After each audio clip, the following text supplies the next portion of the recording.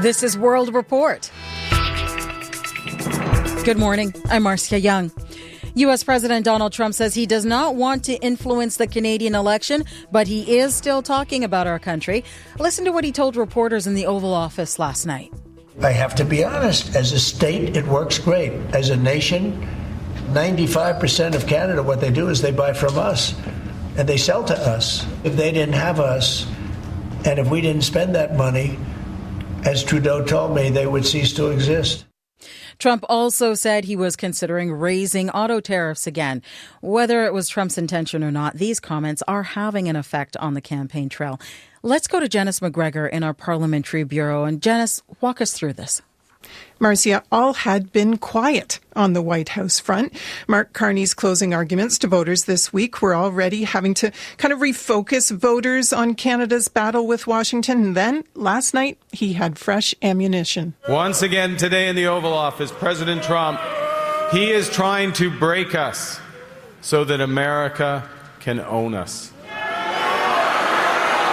Yeah.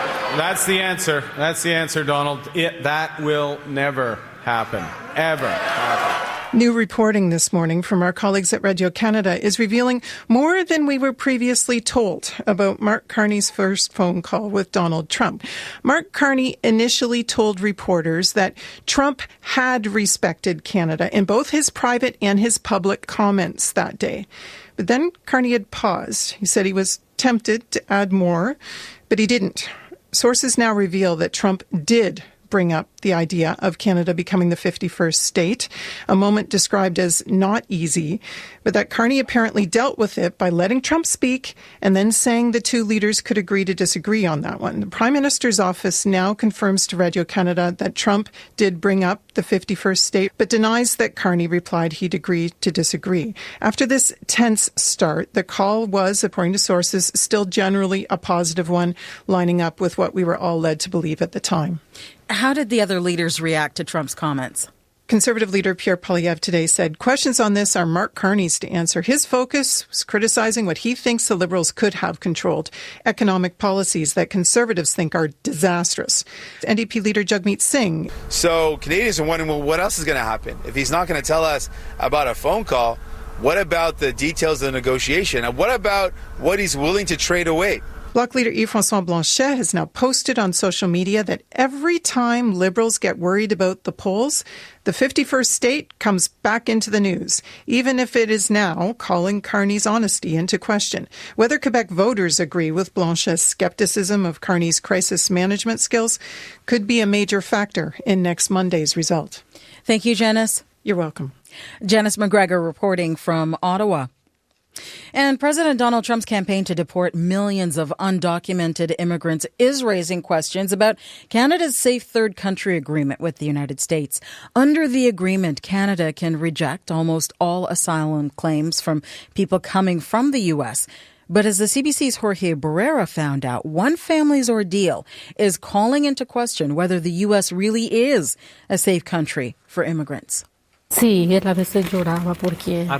says she and her husband would wait to cry until their daughters fell asleep. She says the girls are 4 and 14 years old and gave them the strength to get through the 2 weeks they spent locked inside a windowless jail cell in late March at the U.S. port of entry in Niagara Falls, New York. CBC News is identifying Araceli by first name only for her safety. Araceli, who has 2 brothers living in Canada, and her family were trying to flee the Trump administration's crackdown on undocumented immigrants, but they were turned back at the Canadian border over small naming differences in her and her brother's birth certificates. And they're not alone, says this advocate. In one case, a group of 40, in another case, a group of 80 reportedly. Jennifer Connor is with the Buffalo, New York group Justice for Migrant Families. She says others have also been held for days and weeks inside ports of entry in Detroit, Buffalo, and Champlain, New York, something that never happened before along the northern border. I don't think it's something that Canada should be complicit in. Heather Neufeld, an Ottawa lawyer, has filed a federal court appeal to overturn Canada Border Services Agency's rejection of Araceli's claim. Having a brother who is a Canadian citizen, Araceli qualifies to seek asylum in Canada. Araceli's husband is now in a U.S. detention center, awaiting a May hearing on his fate, while she and her daughters remain free in Buffalo, with a hearing date set in December. Living with fear, she could be scooped up and deported to El Salvador at any moment. Jorge Barrera, CBC News, Buffalo, New York. One man is dead after an officer-involved shooting at Pearson International Airport. Police say the man had a gun, and 3 officers fired their weapons. The 30-year-old was taken to hospital where he was pronounced dead. The officers were not injured. It happened at Terminal 1, which is now experiencing delays. Ontario's Special Investigations Unit is investigating. Ukrainian President Volodymyr Zelensky is cutting short his official trip to South Africa following a Russian attack on Kyiv. At least 9 people were killed in the overnight assault. Dozens more are injured or missing. Crystal Gomansing has the latest. Loud explosions and fireballs in Kyiv. Ukrainian military units intercepted many incoming drones and missile strikes overnight, but not all of them. There was a quick and sudden explosion and the ceiling started to come down, says Natalia Erestova. President Volodymyr Zelensky says Russia hit Ukraine with nearly 70 missiles and roughly 150 drones. Hours earlier, U.S. President Donald Trump told reporters in the Oval Office Russia is ready to make a deal and called out the Ukrainian leader. I thought it might be easier to deal with Zelensky. So far, it's been harder. Russia accuses Zelensky of standing in the way of diplomacy. According to the Kremlin's foreign ministry spokesperson, Zelensky lacks capacity to negotiate a deal to end the war. Ukraine refuses to concede illegally annexed territory to Moscow. There's been a lot of talking between Trump's envoy and the Russians. Fiona Hill was an advisor to President Trump during his first administration. Unfortunately, an awful lot of people know how to play Trump. Zelensky, who is currently in South Africa gathering support for his peace plan, says he'll return home immediately and is calling for more air defense support from allies. Crystal Gomansing, CBC News, London. India's Prime Minister is vowing revenge on those who carried out Tuesday's attack in Kashmir. Narendra Modi says they will be punished, quote, beyond their imagination. India will identify, track and punish every terrorist. We will pursue them to the ends of the earth. India's spirit will never be broken by terrorism.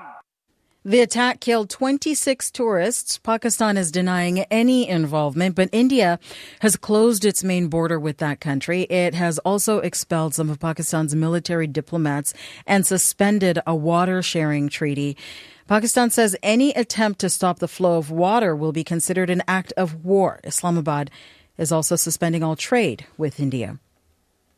Cardinals at the Vatican are preparing for the upcoming conclave.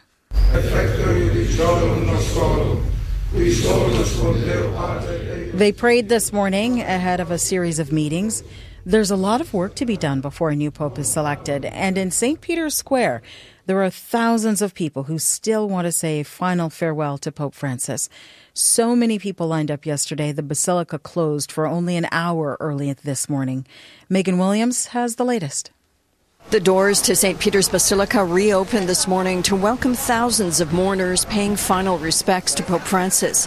Some 50,000 people have passed by his open coffin since Wednesday morning, when it was carried in a procession from his guest house inside the Vatican to the Basilica.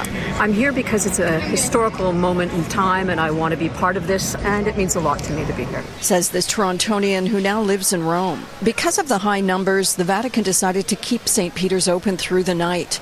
Francis's coffin will be closed in a ceremony Friday evening. On Saturday, more than 170 delegates, including world leaders, are expected to attend the funeral in St. Peter's Square, with millions watching around the globe. Megan Williams, CBC News, the Vatican. The Pope's funeral will be held on Saturday. Governor General Mary Simon will be attending. And we have just learned the leader of the Assembly of First Nations, National Chief Cindy Woodhouse-Neepanak, will also be there. And that is the latest national and international news from World Report News Anytime, cbcnews.ca. I'm Marcia Young.